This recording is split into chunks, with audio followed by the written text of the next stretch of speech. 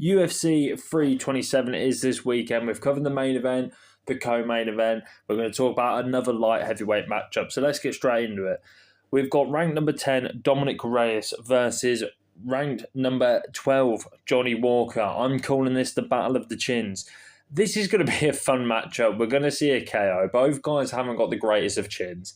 But it's a weird one because I feel like whoever loses this, they're never getting to that top five. Dominick Reyes went on a 5-fight losing streak, then managed, a 4-fight losing streak, then managed to rebuild himself, then lost again. So Reyes is doing okay for himself of recently.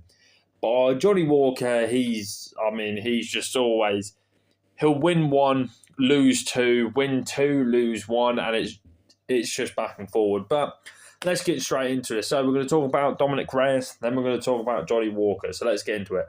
Ranked number 10 at light heavyweight is Dominick Reyes with 15 wins, with 5 losses, with 10 KOs, 2 submissions, and 11 first-round finishes. It's impressive, to be fair. He's got a decent light heavyweight resume. He beat Volkan Oezdemir by unanimous decision, Dustin Jacoby by KO, Anthony Smith by KO, but that was a bit of a weird one because we all know Anthony Smith didn't want to be there. And then his best win on his resume, to be fair, is Nikita Krylov. That was a sensational KO. You know, Krylov was charging at him and it was kind of just like a boom, like a backhand as he's coming in, kind of like the McGregor-Aldo knockout in a way.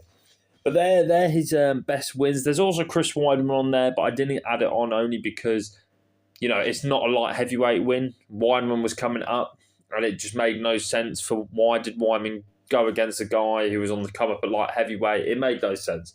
But Reyes' losses, his first loss was to John Jones.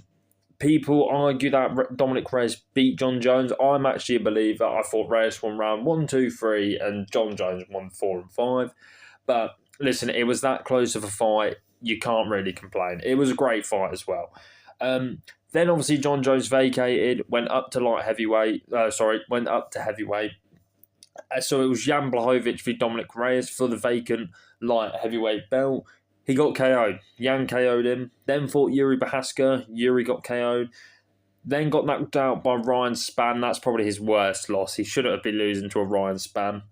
And then obviously last time out lost to Carlos Ulberg. What in a way is not bad. You've lost to the 2 guys who are fighting for the belt on the night.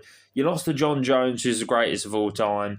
And then obviously Jan Blachowicz is another former champion as well. So they're not awful losses apart from the Ryan Spann. He shouldn't be losing to Ryan Spann. But for Reyes, I think Reyes needs to be patient. I think Reyes needs to definitely, stick to the striking or even the wrestling. I don't know.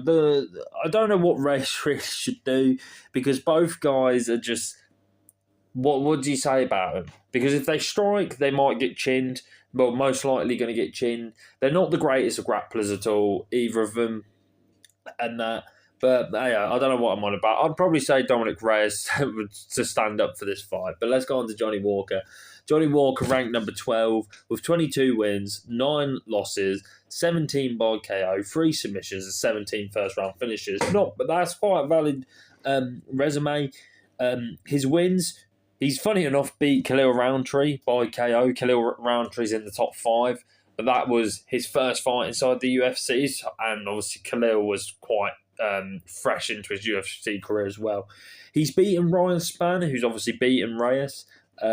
He beat Paul Craig, Anthony Smith, and last time out against Zhang. I don't know, the massive Chinese guy. They were building him up to be the next big thing. And Johnny Walker beat him.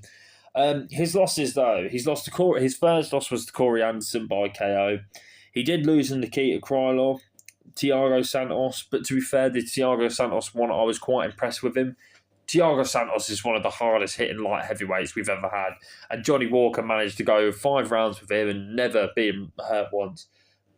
Jamal Hill absolutely annihilated him, and Kalaib absolutely annihilated him, and Volkan Oezdemir absolutely annihilated him as well. So he's got a lot of KO losses. We know this. Both guys are very chinny. For Johnny Walker, I think he just has fun. He's weird. He's unpredictable. We know Johnny Walker likes to throw spinning back fists, flying knees, all that stuff. So I think Johnny Walker, should do that. Just be explosive and just have some fun with it. I think Reyes should obviously stick to the kickboxing. I think it will be a stand-up fight. But listen, someone's getting KO'd in this fight. I think that's guaranteed. I would like Reyes to. I would like Reyes to win, and I do think Reyes will win as well. I think Reyes' boxing is a lot better than Johnny Walker, and I mean he can definitely get the job done. So that's my predictions. I'm going with Dominick Reyes with a KO here. But by any means, don't listen to me because this matchup especially could go either way because these guys don't have great chins. But listen, enjoy the show. We've got one more fight we're going to cover on the main card. It is the heavyweights, so stay tuned for that. Give us a subscribe, like, comment, all that business, and I will catch you in a bit, guys.